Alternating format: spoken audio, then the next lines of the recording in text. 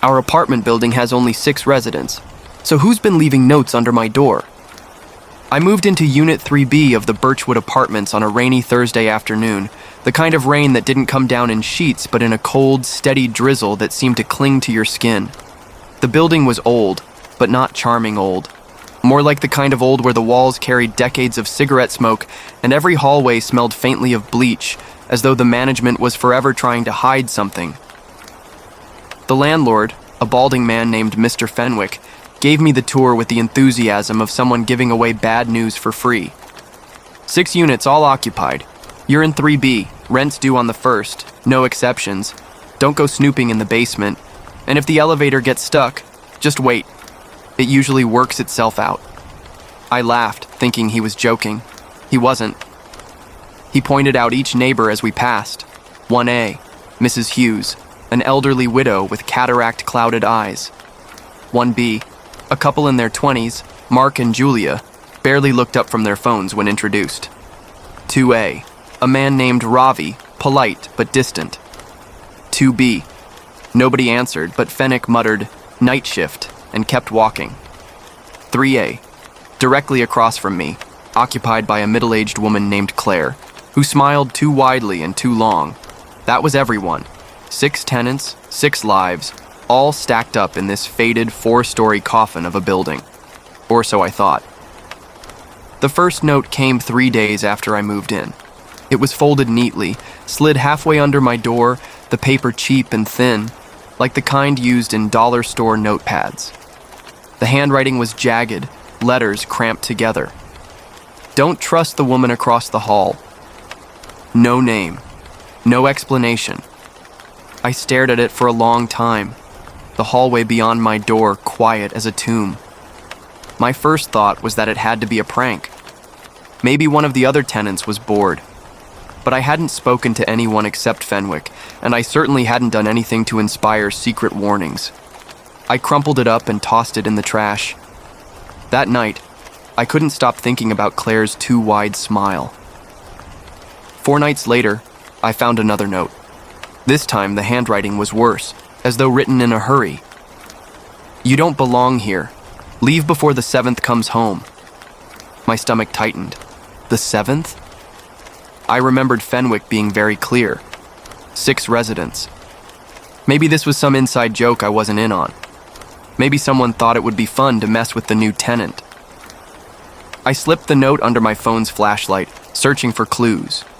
The edges were slightly curled, the ink smeared in places, and there was a faint smell, like mildew. I checked the hallway. Empty. The next day, I asked Fenwick casually if there had ever been a 7th tenant. His expression shifted in a strange way. Not shock, but irritation. "No. 6 units. 6 people. Always been that way since I've been here." "How long have you been here?" I pressed. "Too long." He gave me a flat look, then turned and walked away. Something about the way he shut it down made my skin prickle. That night at 2:14 a.m., I woke to a faint scratching sound at my door. It wasn't the soft shuffle of someone slipping paper underneath. It was the slow drag of fingernails on wood. My body froze.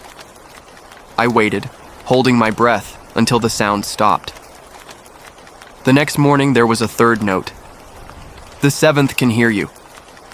I didn't go to work that day. I tried asking my neighbors if anyone else had been getting strange messages. Mark and Julia in 1B said no, and didn't seem to care. Mrs. Hughes in 1A chuckled nervously and said, "Don't go believing everything you read, dear." Ravi in 2A just shook his head, eyes darting toward the stairwell as though he didn't want to be overheard. When I knocked on 2B's door, it opened only a crack. A man's voice said, "I work nights," before closing it again. I never even saw his face. On the 7th night in my apartment, I woke again in the early hours to a noise. But this time it wasn't scratching. It was breathing, right outside my door. Slow, steady, deliberate breathing. I crept toward the peephole, but before I could look through, a soft tap, tap, tap echoed against the wood. My pulse was hammering so hard I could feel it in my teeth. "Who's there?" I whispered, hating myself for speaking at all. Silence. Then, the sound of paper sliding against the floor. I waited until the breathing stopped before I unlocked the door. The hallway was empty. The note read, "Stop opening the door at night." That was the moment I knew I wasn't dealing with a prank. Someone was watching me. Someone who knew my habits. I decided to set up a camera. Nothing fancy, just an old baby monitor with a motion sensor that could send a ping to my phone if it detected movement. I positioned it low, angled toward the hallway gap beneath my door. That night, I sat in bed scrolling through my phone, pretending not to care, but checking the motion alerts every few minutes. At 3:12 a.m., my phone buzzed. I tapped the live feed and froze. A pair of bare feet were standing right outside my door, pale, motionless. The feed went fuzzy, static breaking up the image, and for a split second I thought I saw something bending down toward the camera. Something long. The feed cut out. When I checked the hallway in the morning, there was no note. But there was something new. A thin trail of muddy footprints, leading away from my door and stopping in front of apartment 4A. Except, Birchwood Apartments didn't have a fourth floor. The muddy footprints in front of 4A shouldn't have existed. The building only had 3 floors. I stood there for a full minute, heart thudding, running my fingers along the wall where the next set of stairs should have been. Nothing, just peeling wallpaper over cold concrete, but the footprints stopped exactly where a door would be, as if the person had stepped into a room that wasn't there. That morning, I cornered Fenwick in the lobby. "There's something on the 4th floor," I said. "There is no 4th floor," he replied without looking up from his newspaper. "I saw footprints. They led to 4A. Go back to your apartment, Miss Carter. You've been unsettled lately. This place can do that to newcomers." There was something in his tone, not exactly dismissive, but warning. That night, I searched online for Birchwood Apartments history, a few scattered mentions in old newspaper archives, nothing substantial, but then, buried in a 1998 local crime blotter, I found this. Body of young woman found in Birchwood Apartments, Unit 4A. Authorities say the apartment was unoccupied, yet signs of habitation were present. No suspects. My pulse quickened. 4A had existed, and someone had died there. The notes didn't come for 2 nights. I almost let myself relax. Then, on the 3rd night, there was a knock at exactly 3:00 a.m. 3 knocks. Slow. Heavy. I stayed in bed, remembering the last note. Stop opening the door at night. But curiosity crawled under my skin like insects. I crept toward the peephole. It was dark, but there was something in the hallway. A shadow, taller than the doorframe, motionless. I whispered to myself, "Don't open it. Don't open it." The knocking came again, louder this time. Then, a folded slip of paper slid under the door. Not quickly, but drawn out, as though whoever was on the other side wanted me to hear the scratch of the paper on the floor. When the footsteps finally retreated, I picked it up. "It's coming from the walls now. Don't let it in." The next day, Claire from 3A caught me in the hallway. Her smile was just as wrong as before, but her tone was more serious. "You've been getting notes, haven't you?" I hesitated. "Yes." "They're not for you," she said, her voice dropping to a whisper. "They're for it." Before I could ask what she meant, her door slammed shut. That evening, I noticed something odd. In the corner of my living room, the paint was bubbling slightly, as if water had seeped into the wall. I pressed my ear against it, breathing. Slow. Deep. Right on the other side. I staggered back, grabbed my phone, and dialed Fenwick. He didn't answer. The breathing didn't stop. That night, I dreamed. At least, I think it was a dream. I was standing in the hallway outside my apartment, but everything was dim, washed in a bluish haze. The door to 4A stood at the end of the hall. The muddy footprints I'd seen earlier were fresh now, glistening wet. A woman stood in front of the door, her back to me. Her hair was dripping, her clothes hanging heavy and soaked. Slowly, she turned her head, but not her body, until her face was in view. Her skin was gray, lips split and swollen, eyes like hollow pits filled with black water.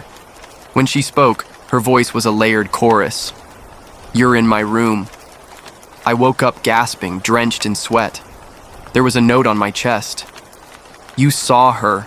Now she'll want you." I didn't sleep the next night. I stayed on the couch, every light on, watching the front door. At 3:07 a.m., the baby monitor pinged again. I picked up my phone and froze. This time, it wasn't just bare feet. A face was crouched low to the floor, staring directly under the door, looking into the camera. Pale skin, dripping hair, a wide, stiff smile. The feed cut to static. I backed away, phone trembling in my hand. Then, tap, tap, tap. The knocks weren't on my front door this time. They were coming from inside the living room wall. The knocks inside the wall grew louder, more deliberate, like something was working its way through. I stumbled back toward my bedroom, eyes locked on the bubbling paint. The sound stopped for just a moment, and then came a long, slow drag of fingernails against the plaster. The wall bulged inward. That was when my phone buzzed with a new note alert from the baby monitor's motion sensor. It wasn't a video feed this time, just a single image, the inside of my living room, taken from the corner of the ceiling. I don't have a camera in the ceiling. I bolted for the hallway. Claire's door across from mine opened a crack as I passed. "Don't run," she whispered urgently. "It makes it follow faster." "What is it?" I demanded. Her smile was gone. It was the seventh. Now it's just the thing that lives where the seventh used to be. Before I could ask more, she shut the door. I ran down the stairwell 2 floors, straight to Fenwick's apartment. When he finally opened the door, he looked older and more afraid than I'd ever seen him. "You've been getting notes," he said, not a question. "Yes. Who's leaving them?" "Doesn't matter. They're trying to help you. But you didn't leave when you should have, did you?" "I need answers." "You won't get them from me," he cut in. "If it's marked you, it's already in the walls. It's only a matter of nights before it finds a way out." I didn't sleep at all. Around 2:50 a.m., the breathing started again in the wall by the couch. At 3, my bedroom wall, the one behind my bed, began to creak, the drywall cracking in a thin vertical line. And then, the whispering started. Not outside, not in the wall, inside my head. "Open the door." I don't remember getting out of bed, but I found myself standing in the hallway, barefoot, staring at the far end. The door to 4A was there now. It shouldn't have been, but it was. It was old, water-stained, with a tarnished brass number nailed crookedly in the center. The air around it was heavy and cold, like standing in the shadow of something enormous. The whispering grew louder, clearer. It wasn't just one voice anymore. It was a chorus of them, some pleading, some mocking. I reached for the doorknob. The instant my fingers touched the metal, the hallway around me shifted. The paint peeled away in strips, the carpet beneath my feet turned to rotting wood, and the air reeked of damp earth and mold. I pushed the door open. Inside was a single room, lit by a bare bulb swaying on a frayed cord. The walls were swollen with moisture, streaked with black. In the far corner stood the woman from my dream. She was smiling. "Welcome home," she rasped. Her voice sounded like water rushing over stones. "You've been in my place since you moved in. It's only fair I take yours." Before I could move, she stepped forward, and I realized her feet didn't touch the floor. They hovered an inch above it, leaving small puddles where she passed. She reached out. Her hand was cold, her skin soft and bloated, like something long submerged. The room spun. My vision blackened. When I woke, I was lying on my living room floor. Everything looked the same, except my apartment door was open. In the hallway, I heard voices. Claire's voice. Fenwick's voice. "New tenants moving in today," Fenwick was saying. "They won't last," Claire replied. "Not with the seventh still here." I tried to call out, but no sound left my throat. I ran to the door, But the moment I crossed the threshold, I froze. The hallway wasn't the Birchwood hallway anymore. It was 4A. The same rotting walls, the same swaying bulb. My door was gone. There was a knock behind me, slow, heavy. I turned. Through a small, water-streaked window in the far wall, I saw my old apartment, and someone moving inside. A young woman, unpacking boxes, smiling to herself. She paused, looking toward the front door as if she'd heard something. I stepped closer to the glass, wanting to scream a warning, but my reflection stopped me cold. It wasn't me. It was her, the drowned woman. And she was smiling.